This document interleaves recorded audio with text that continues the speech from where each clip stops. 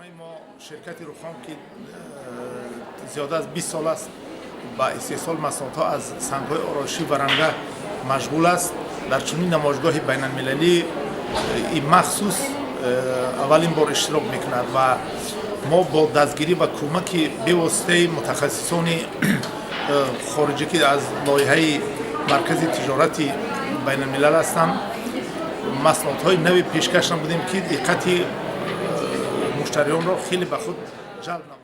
و این نمایش برای ما بسیار چیزها رو می‌رسونیم و ما در آینده می‌خواهیم که این اشتراک ما هر سال دوام دادن گیرد و ما هنرمندان را توانیم که محصولات آنها را در بازار جهانی پیشنهاد نماییم.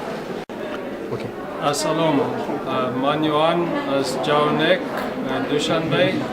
Мы готовим сумки из кожи, и это очень хорошее время, наше первый раз на амбиенте.